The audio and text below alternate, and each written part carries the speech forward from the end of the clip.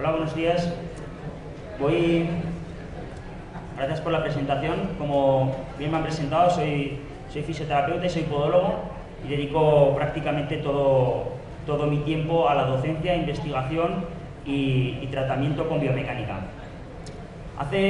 Nosotros en la clínica hace ya unos años que trabajamos principalmente con deportistas, la gran mayoría de ellos corredores, y la gran mayoría de esos corredores son corredores amateurs, no como ha presentado el profesor Bernardino.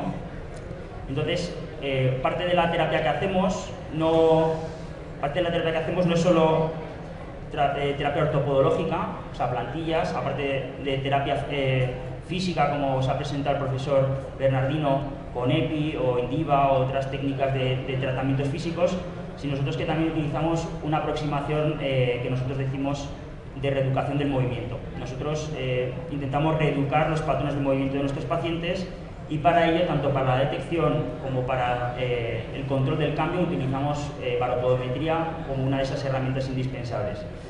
La charla he decidido titularla "De la estática a la dinámica, relaciones y abordaje".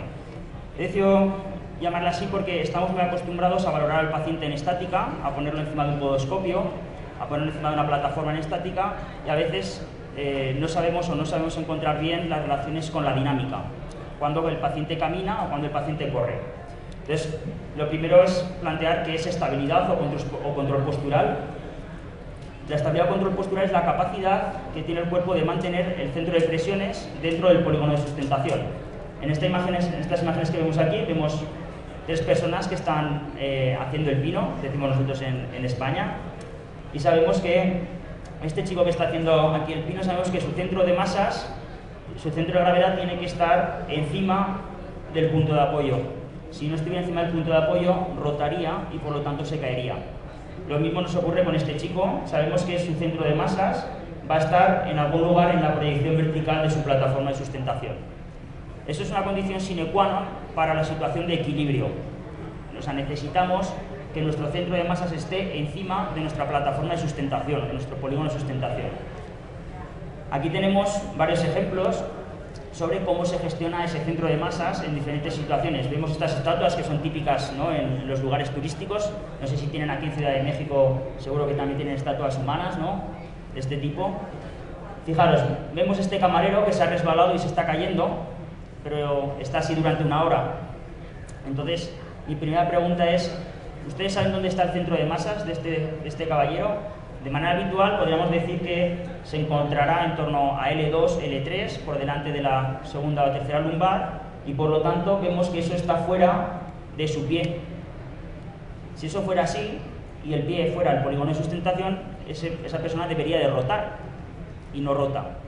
Por lo tanto, la pregunta que les hago siempre a la gente que escucha esta aproximación es, entonces, ¿cuál es su polígono de sustentación? Porque su polígono de sustentación claramente no es ese talón, no es el punto de apoyo, sino que el polígono de sustentación, a través de una barra que lleva un asiento, baja y tenemos esta plataforma que es la que es ahora su polígono de sustentación.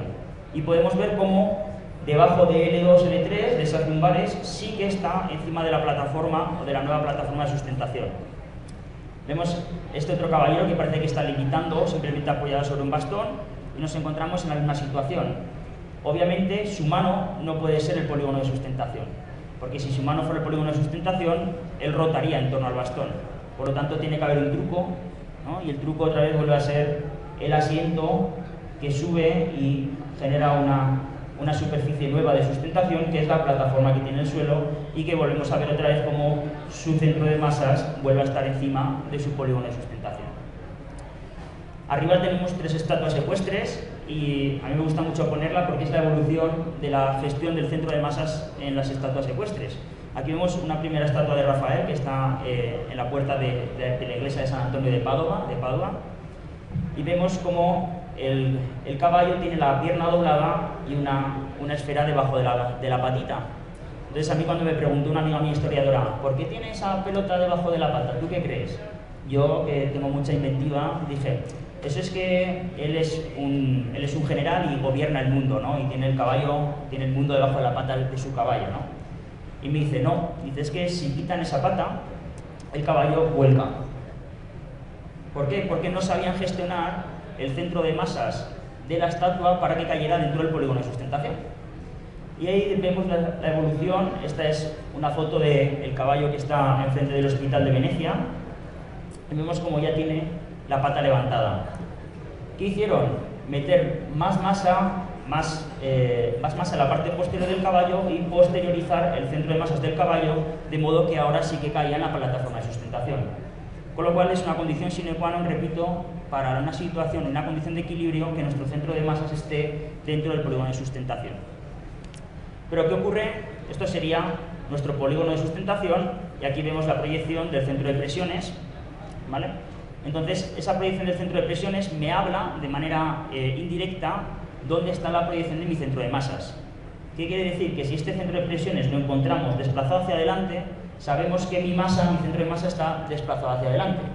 Y por lo tanto, si no hago nada para equilibrar eso, me caeré hacia adelante. Y por lo tanto, mis músculos posteriores tienen que estar activos. Lo mismo ocurre si ese centro de masas está hacia atrás. Si ese centro de masa se posterioriza, los músculos de la parte anterior tendrán que traccionar hacia adelante para equilibrar esa situación. Por lo tanto, un desalineamiento de este centro de masas, que se desplace hacia adelante, hacia detrás, hacia la izquierda, hacia la derecha, nos va a hablar que hay una alteración de esa situación estática y por lo tanto que tiene que haber otros músculos activos. Pero ¿qué ocurre cuando caminamos? Cuando caminamos, este centro de masas se mueve y avanza hacia adelante con nuestro cuerpo, y una condición para que tengamos equilibrio dinámico para caminar es que ese centro de masas tiene que pasar por la plataforma de sustentación. Entonces vemos como cuando empezamos a caminar, pues el centro de masas el centro de presiones entra por el talón, avanza, continúa, y hay un momento en el que el centro de masas sale del pie de apoyo y durante un instante virtual está en el aire, no está en el polígono de sustentación. Eso es lo que hace que mi cuerpo rote hacia adelante y avance. ¿Y qué es lo que tiene que ocurrir? Que mi pie tiene que apoyarse en una zona que comprenda esa transición del centro de masas. Vemos cómo continúa hacia adelante y ahora proyecto mi centro de masas hacia la otra pierna. Tengo que empujar para transferir mi masa a la otra pierna. Y vemos cómo se vuelve a plantear un nuevo polígono de sustentación en el cual mi centro de masas viaja otra vez al siguiente pie. Y vemos cómo, tanto en esta transición como en esta transición, estamos viendo cómo el centro de masas viaja en un polígono de sustentación real o futuro que yo soy capaz de crear para adaptar cada uno de los pasos. Pero ¿qué ocurre si en el siguiente paso mi centro de masas viaja en este sentido y mi pie lo apoyo aquí? Entonces estoy viendo como la proyección de mi centro de masas sale fuera de mi plataforma de sustentación dinámica y por lo tanto, ¿qué va a pasar? Me voy a caer. ¿Sí? ¿Estamos todos de acuerdo?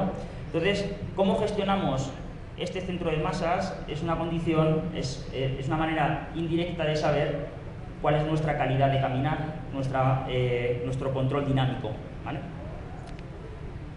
Por lo tanto, si mi centro de masa se desplaza hacia adelante en una situación estática, yo sé que mis músculos posteriores van a estar más activos.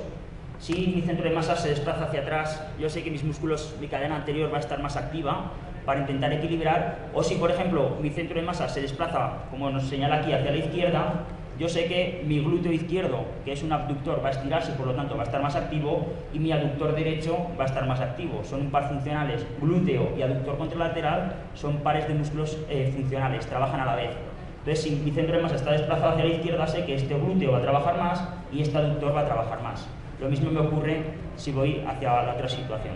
Esto sería una situación estática. Entonces, la primera pregunta es, ¿dónde tienes tu baricentro? ¿Dónde está tu centro? Si ese centro está desplazado, sabemos que unos músculos van a estar trabajando más que otros. Por lo tanto, una baropodografía estática es simplemente entender si mi centro de presiones está más a la izquierda, más a la derecha, más adelante, más atrás, ya me da una información de qué músculos tienen que trabajar más o qué músculos están más activos, ¿vale? Pero la pregunta es, ¿y cuando caminamos, qué es lo que pasa? ¿Tenemos un centro? Pues bueno, sabemos que de manera habitual tenemos una línea de sucesión ideal, que sería, como yo digo, esto sería una baropodometría del pie 0-0, aludiendo a las gafas, ¿no? Es decir, el 0-0, que es lo que todos queremos y nadie tiene, ¿no? Entonces, sería esta la situación entramos por un apoyo posterior y lateral, existe una pronación inicial que desplaza mi centro de presiones hacia la zona medial, este centro de presiones viaja más o menos hasta un espacio entre el tercer y cuarto metatarsiano y luego progresa hacia la línea medial saliendo por el dedo. Esto sería una gestión del centro de presiones ideal, idónea, que es lo que a todos nos gustaría y, como os digo, poca gente es capaz de hacer.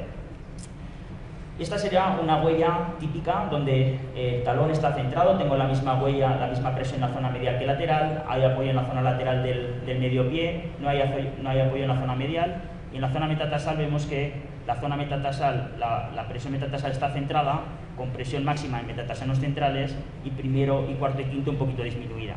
Y aquí tenemos alteraciones, estamos viendo cómo a veces estas líneas de presiones van directamente por la zona medial o excesivamente por la zona lateral. ¿Vale? Aquí tenemos otros ejemplos. Los tres pies que estáis viendo aquí son tres pies pronados, ¿vale? Son tres pies que se comportan como un pie pronado, pero si os dais cuenta las tres huellas son muy diferentes. ¿Vale? Aquí tenemos un pie que está pronado con un arco descendido, aquí tenemos un pie que está pronado con un arco normal, pero que al valguizar descontacta la zona lateral, y aquí tenemos un antepié supinado, donde el retropié está pronado, el arco es bajo, pero el primer metatarsiano no tiene presión, por lo tanto las presiones se lateralizan y visualmente podríamos creer que es un pie supinado porque las presiones van laterales y sin embargo es un pie pronado. Pero además eso hemos estado viendo que son las huellas resultados, la huella final, pero lo ideal es que además seamos capaces de verlo paso a paso. Nosotros, si habéis hecho, seguro que muchos de vosotros hacéis pedigrafías, en la pedigrafía tú tienes un resultado, pero no sabes cuánto tiempo ha estado el talón apoyado, no sabes cuánto tiempo ha estado el metatarsiano apoyado, no sabes cuánto tiempo ha estado apoyado el quinto metatarsiano y por lo tanto solo tienes el resultado, que sería igual que ver esto, pero no estáis viendo cómo progresa ese centro de presiones. Sin embargo, aquí podemos ir viendo en cada una de las fases, estos serían los 4 rockers, el rocker de talón o rodillo de talón, donde desde el contacto hasta que el pie apoya, esto sería el apoyo medio o rocker de tobillo, donde el cuerpo avanza en torno al pie, y luego aquí tenemos el rocker metatarsal, donde todo mi pie, o sea, todo mi cuerpo avanza sobre los metatarsianos. Y eso los podemos contemplar en una baropodometría dinámica. Y ya sería por último el rocker digital, donde tenemos solo el dedo en apoyo. Y ahora, una vez que os habla un poquito de qué es una baropodometría estática y dinámica y cómo la evolución del centro de presiones es importante para entender si la persona está bien alineada posturalmente y bien alineada cuando camina, pues voy a presentar algunos de los casos clínicos. Este le llamo tú a Londres y yo a California. En España tiene gracia el chiste, pero me he dado cuenta que aquí no. Esto es una película de unas gemelas que las mandan una con el padre y otra con la madre, ¿no? Y una se va a Londres y la otra se va a California. Pues yo le llamo así porque son dos pies antagónicos. Esta es una chica que es marchista olímpica, ¿vale? Y vemos como en el pie derecho tiene una presión muy lateralizada con mucho apoyo en cuarto y quinto metatarsiano y luego hace una pronación. Esto es haciendo marcha atlética, está caminando.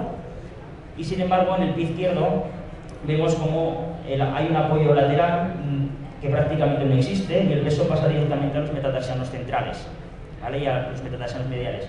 Con lo cual, en una persona que tiene un pie neutro, estamos viendo como el pie derecho se comporta muy supinado y el pie izquierdo se comporta como un pie muy pronado. Por ello la broma del talón de Ciudad California, que ya lo podemos apreciar en la estática. En la estática estamos viendo como el pie izquierdo tiene ese dedito que está marcado y vemos que hay un menor apoyo lateral. Eso son síntomas, ambos dos son signos de un aumento de la pronación en el pie izquierdo. De la estática a la dinámica vemos como hay una correlación en este caso y vemos que estamos viendo la manifestación dinámica de la situación estática de esta paciente. Esta paciente estaba rotada, tenía una rotación pélvica a la derecha. Ella, de manera habitual, usa plantillas y destacar dos cosas, que tiene dolor isquiotibial en la pierna derecha y una fractura del húmero derecho. Y luego veremos qué repercusión tiene esa fractura en el húmero derecho. Este es un estudio de la misma paciente donde estamos viendo, a nivel de baropodometría podemos hacer diferentes estudios. Aquí vemos de manera simultánea, esto es la presión de la zapatilla, aquí estamos viendo el pie contra el suelo, y aquí estamos viendo externamente, estamos viendo las presiones del pie contra la zapatilla, con unas plantillas de presión que van introducidas dentro de la zapatilla. Fijaros cómo seguimos viendo la misma tendencia que antes. En el pie derecho, una huella muy supinada con un aumento de presión en la zona lateral, y en el pie izquierdo vemos una huella más pronada con una progresión del centro de presiones que va más medializada y sobre todo con un aumento de presión en el primer dedo. Fijaros cómo ese primer dedo tiene muchísima más presión que cualquiera de los metatarsianos. ¿Pensáis que eso es normal de manera habitual? No, no es normal, y en este caso sí que, sin embargo, sí que es deseable. Y os cuento por qué es deseable. Ella es marchista olímpica. Marchista olímpica es la máxima expresión de la marcha.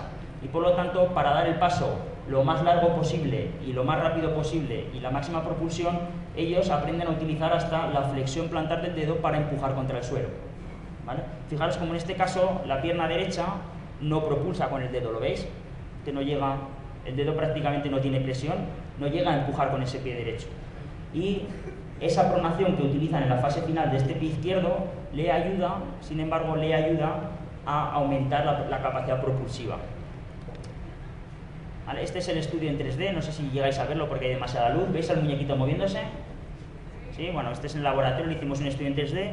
Tenemos aquí las plataformas de fuerzas y aquí las plantillas instrumentales. ¿Qué es lo que encontramos? Encontramos varias cosas. Primero, que el paso derecho, que es el pie que no propulsaba, este pie de aquí, el paso derecho tenía una menor fuerza de propulsión y tenía un paso derecho más corto. Entonces, cuando esta persona me viene a mí, yo estoy viendo que ella no es capaz de propulsar, empujar con su pierna derecha. Cuando tú propulsas con la pierna derecha está detrás, el brazo derecho, ¿dónde está? Está adelante. Ella había tenido una fractura de hombro donde tenía una gran retracción y no era capaz prácticamente de bracear con el brazo derecho. ¿Vale? Por lo tanto, ella estaba perdiendo parte de su propulsión en el pie, la estaba perdiendo en su hombro. Con lo cual, si no soy capaz de mejorar, rehabilitar, tratar su hombro, jamás le mejoraré la propulsión de su pierna derecha. Por eso no solo nos tenemos que fijar en los pies, sino que tenemos que ir hasta las orejas, que digo yo a veces, para poder encontrar las cosas. Vale. Ok, os presento un paciente con un problema neurológico incipiente. Posteriormente se ha diagnosticado con una esclerosis múltiple, que presentaba una marcha inestable y pérdida de funcionalidad en la pierna derecha. Él, cuando vino a la consulta, me dijo: yo lo que noto es que la rodilla, hay un momento cuando la tengo apoyada que no es estable, no noto estabilidad. Pero tampoco sabía muy bien lo que le pasaba. La habían visto neuros, la habían visto neurólogos, la habían visto traumatólogos, y bueno, habían empezado a hacer pruebas neurológicas, pero nadie entendía qué es lo que pasaba a nivel de marcha. Bueno, aquí está el estudio 3D, tampoco lo podéis ver muy bien, pero aquí estamos viendo en esta huella derecha hay una fase en la que el centro de presiones se queda aquí estable y luego ya progresa hacia adelante. No sé, no podéis verlo muy bien aquí por la luz, pero hay un punto en el cual el punto del centro de presiones se queda estable. Y eso correspondía a una fase de recurvatum dinámico. El paciente iba andando y había un momento que su sóleo era espástico, tenía espasticidad, y lo que hacía era traccionar de la tibia hacia atrás y retener la rodilla. Y eso visualmente se manifestaba en una retención del centro de presiones, en el cual había una fase en la que no podía avanzar. Eso, visualizándolo con un estudio 3D, y antes habíamos hecho un 2D de alta velocidad, y con plataforma de presiones, detectamos cuál era el músculo a tratar. Hicimos un tratamiento de punción seca en el sóleo, es una técnica que se hace con aguja de acupuntura, y disminuyó la espasticidad y mejoró la marcha. Os presento, este es un paciente que vino a la consulta. Os lo pongo corriendo.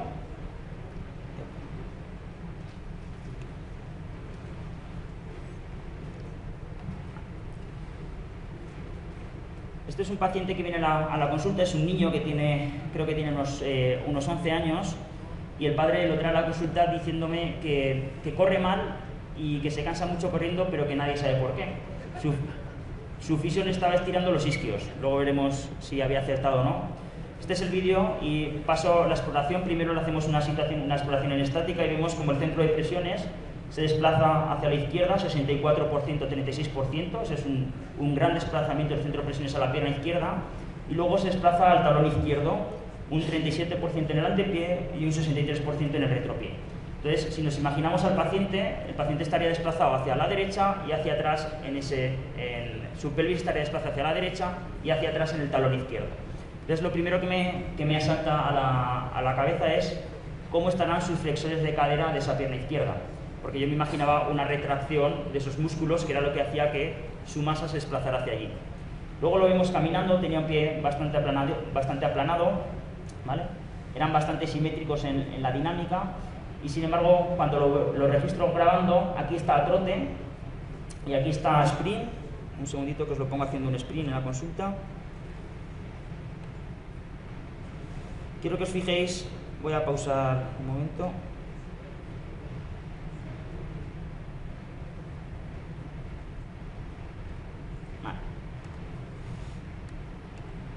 Vale. Fijaros, este es el momento de máxima propulsión haciendo un trote. Quiero que me digáis si la pierna en apoyo pensáis que está en flexión o en extensión. Está flexionada, ¿verdad? Fijaros además que hay una gran anteversión, no se ve muy bien, pero hay una gran anteversión de la pelvis.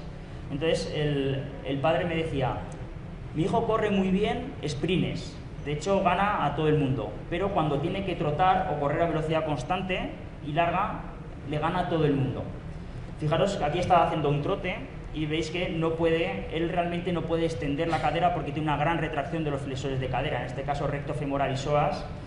Y ahora os pongo cuando hace un sprint y vamos a ver la compensación que hace. Fijaros, en el sprint corre mucho. ¿Qué es lo que está haciendo para compensar? Fijaros cómo está el tronco aquí y cómo está el tronco aquí. Se inclina hacia adelante y entonces acelera. ¿Qué es lo que hace? Coge su centro de masas, se inclina, lo saca por la parte anterior del polígono de sustentación y eso lo obliga a acelerar. Pero sin embargo, cuando tienes que llevar una velocidad constante, no es posible, no lo puede hacer, ¿vale? Entonces ahí, simplemente, la imagen en estática ya me estaba hablando, ¿vale? Ya me estaba hablando de que había una posible retracción en los músculos que luego se manifestaba en la carrera. Os presento un paciente que tiene una inhibición de sóleo, pero tiene una restricción de tobillo, una restricción del movimiento del tobillo.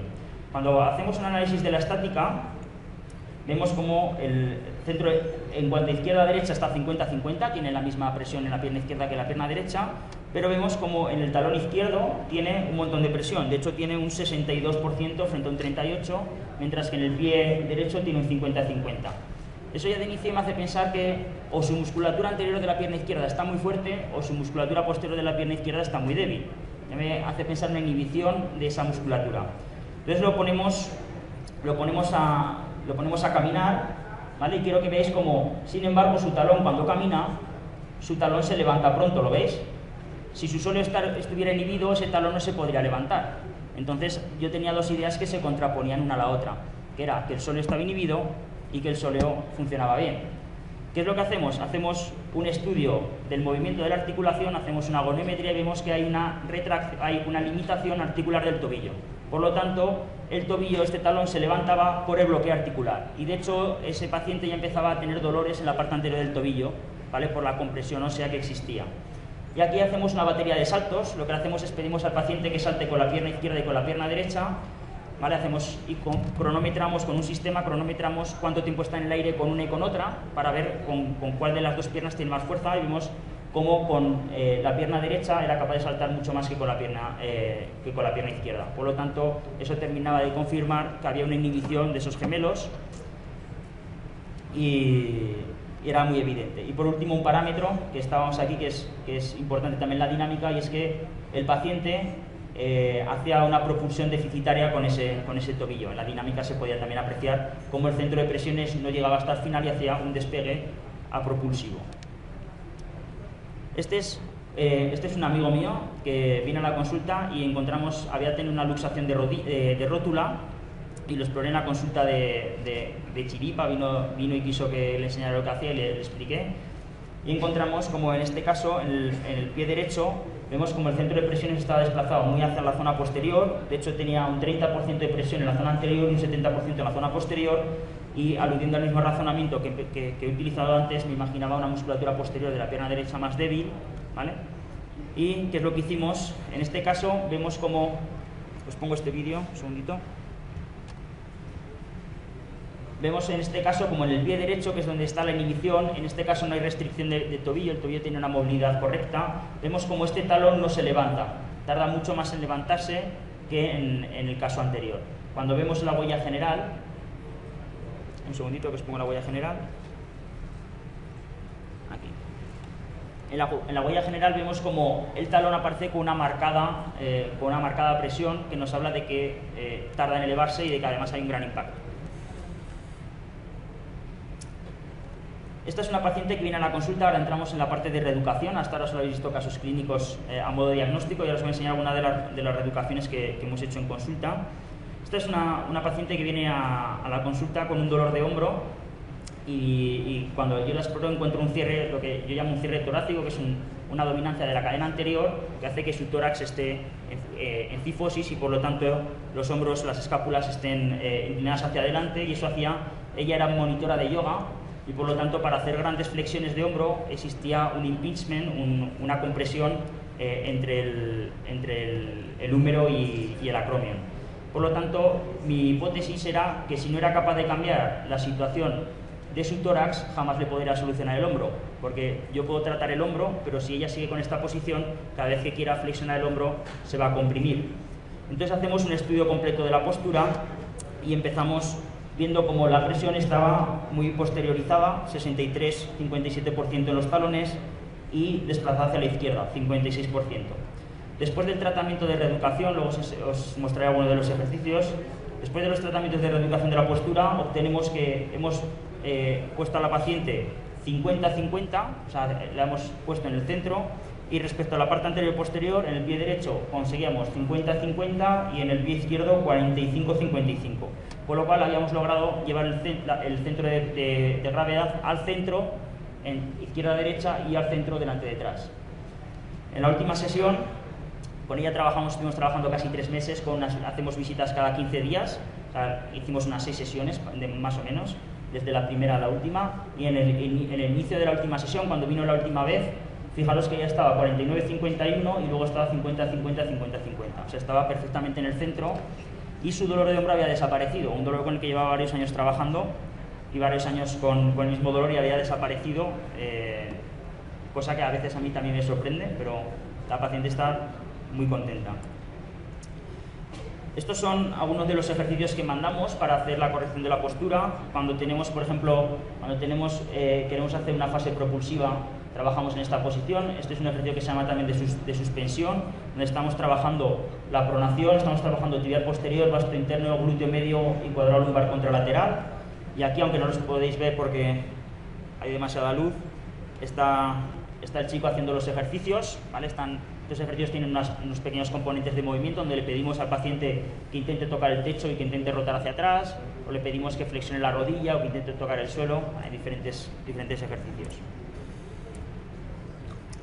Este es un paciente que viene con un dolor aductor, es un futbolista que viene con un dolor en el aductor izquierdo, ¿vale? Y existe una discrepancia de longitud de las extremidades inferiores con la pierna izquierda 1,2 centímetros más corta. Él había llevado tradicionalmente plantillas con alza durante toda su vida, pero seguía todavía con los problemas de ese aductor. Fijaros cómo en este caso el centro de presiones está desplazado hacia la derecha y hacia atrás. Cuando el centro de presión está desplazado hacia la derecha, es el glúteo derecho el que está activo y es el aductor izquierdo, que curiosamente era el que le dolía. Y luego una cosa que encuentro muy frecuentemente cuando tenemos problemas de aductores es que el primer metatarsiano esta es una huella estática, el primer metatarsiano de la pierna izquierda tenía un poquito menos de apoyo que en la pierna derecha. Y ahora nos vamos a ir a ver el vídeo. Fijaros como en la pierna izquierda el centro de presiones estaba muy lateralizado, eran 2 pies varos o supinados, y fijaros como el primer metatarsiano no tenía presión durante toda la fase de la marcha. El primer metatarsiano y la zona del antepié trabajan sobre todo en la fase propulsiva, donde se transfiere el peso de la pierna izquierda a la pierna derecha o de la pierna derecha a la pierna izquierda. Por lo tanto, si este primer metatarsiano no apoya, lo que me quiere decir es que ese pie está muy supinado y por lo tanto el fémur está rotado hacia afuera y la pelvis está en mucha abducción, en una abducción muy exagerada. Entonces, a este paciente, si no logro que en su fase dinámica, en la fase propulsiva, prone, para llevar el primer metatarsiano al suelo, su aductor nunca va a poder relajarse en esa fase, ¿vale? Y va a tener una fase excéntrica muy larga. Fijaros, bueno, aquí anoto que en la parte lateral había un 64% del peso frente a un 34% en la parte medial. Vamos a más. Esta es otra pubalgia, en este caso era también un problema de aductores, una pubalgia izquierda donde vemos como el peso se había desplazado también hacia la pierna derecha, y después de haber hecho la reeducación conseguíamos una neutralización de ese centro de presiones. O sea, habíamos logrado que el paciente, de estar desplazado hacia la derecha, volviera a estar centrado y por lo tanto su aductor volviera a la longitud normal. Este es el ejercicio, que no lo veis aquí, pero es un ejercicio donde el paciente hace un gesto en esta dirección o una abducción, rotación de la extremidad inferior y de la pelvis, y lo que buscamos es hacer un trabajo excéntrico del aductor. Os enseño, este es un paciente con un pie plano que tenía un equino de gastrocnemio, de gastroxóleo, con una reactividad muy anómala del talón, donde el talón, en cuanto apoyaba, hacía una oscilación muy rápida hacia la zona delante, y fijaros cómo se queda la presión en la zona anterior. Es el típico paciente que los habréis visto por la calle que caminan así.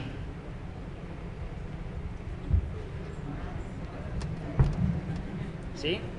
¿Os suena eso? Vale, pues este paciente que vino con ese problema, con esa reactividad, y obviamente se le cargaban mucho los gemelos, tenía problemas de tendón de Aquiles, de fascia plantar, el ejercicio que le mandamos fue este ejercicio de aquí, que es un ejercicio de un estiramiento dinámico de cadena posterior, que también está hecho con el concepto Anatomy in Motion, anatomía en movimiento. Y veíamos como en el post, esta es la post dinámica, fijaros como ahora el talón ya tenía presión. O sea, habíamos logrado retrasar esa elevación precoz que tenía, ¿vale? Simplemente con unos estiramientos dinámicos. El cambio que hay aquí es puramente una sesión, ¿vale? O sea, es decir, lo conseguimos en aproximadamente media hora de trabajo, pero obviamente cuando viene el paciente, si no ha trabajado en su casa, vuelve con el patrón anterior. Si queremos cambiar un patrón de movimiento, necesitamos repetirlo y repetirlo y repetirlo y repetirlo hasta la saciedad. Entonces nosotros normalmente, como pauta, mandamos los ejercicios el primer día, hacemos una revisión a la semana para verificar que todo está, que el paciente reconoce el ejercicio, lo sabe hacer, etcétera. Y luego a partir de esa primera nos vemos normalmente cada 15 días y vamos viendo si sigue haciendo los patrones. A veces los patrones de movimiento los evolucionamos, intentamos meter más planos, más articulaciones y lo vamos complicando poco a poco. Aquí tenemos una baropodometría de una chica, donde vemos que la presión está totalmente, esta es una baropodometría estática. Fijaros que esta chica tiene el 84% de su peso, en torno al 80-85% de su peso en la parte anterior del pie. Y fijaros como el talón prácticamente no tiene ni peso, tiene un 18 y un 19%, un 16 y un 19%. Prácticamente está de puntillas, ¿no? Está prácticamente de puntillas. Imaginaros cómo tienen que estar sus gemelos y su fascia plantar, tienen que estar trabajando todo el día para mantener esa posición, porque si no se caería hacia adelante. ¿Vale? Pues bueno, este es igual, este es el ejercicio que habéis visto antes. De hecho, la chica que está haciendo el ejercicio esta es la chica dueña de estos pieses, de estas huellas.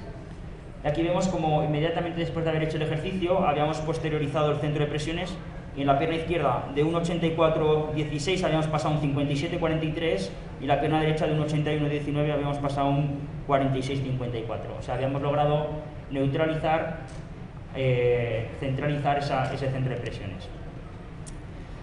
Aquí os pongo ya el último caso, y con esto finalizo. Otras modificaciones de patrones de movimiento que hacemos en consulta. Este es un paciente que viene, que como podéis ver hace un apoyo de retropié, él corre con un apoyo posterior. Este mismo paciente os enseñaré mañana vuelve a aparecer estas zapatillas, las volveréis a reconocer.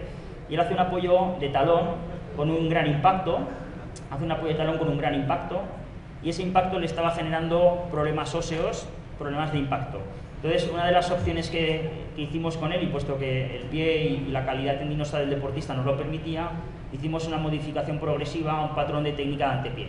Entonces aquí estamos viendo como el paciente con una técnica de antepié, o sea, entrando con un apoyo anterior, lo vemos aquí, como aquí ahora hace un apoyo plano de antepié. Lo que estamos haciendo es mitigar ese impacto. Vemos la flecha roja es como estaba antes, la flecha verde es como estaba ahora. Hay un aumento de la fuerza más progresivo y por lo tanto menos impacto. Entonces esto está basado en estudios científicos. donde nos dicen que sabemos que correr de talón tiene más impacto que correr de medio pie o antepié. Entonces lo que hicimos fue utilizar esa estrategia que está en un artículo científico simplemente en nuestra clínica e intentar que eso se tradujera en una mejoría del estado del paciente. Con esto quiero despedirme. Permítame la corrección, es Universidad San Jorge, ¿vale? Y bueno, en la universidad tenemos un laboratorio de biomecánica y todos los estudios que nosotros hacemos van en esta línea de biomecánica del movimiento, análisis de movimiento y reeducación de patrones. Y como fisio y podólogo estoy a vuestra disposición para todo lo que necesitéis. Este es mi nombre, me podéis buscar en Facebook, y aquí este es el Twitter, donde prácticamente todo lo que escribo o utilizo es prácticamente de biomecánica, ¿vale? Yo a día de hoy, hace ya unos años que yo no hago soportes plantares y se los derivamos a un compañero podólogo que es el que los fabrica. Entonces, si me preguntáis de soportes plantares, no os podrá ayudar mucho más que lo que ya sabéis o os han enseñado vuestros profesores. Lo que sí que sé es de análisis de movimiento y reeducación de movimiento, y en eso sí que os puede ayudar todo lo que necesitéis. Muchas gracias a Eduardo y Ortopoz y por la invitación, y espero que pasen un buen congreso. Muchas gracias.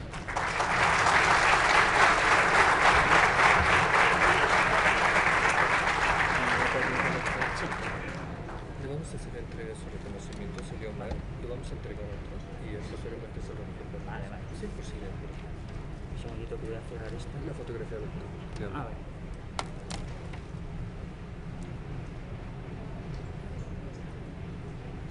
Gracias.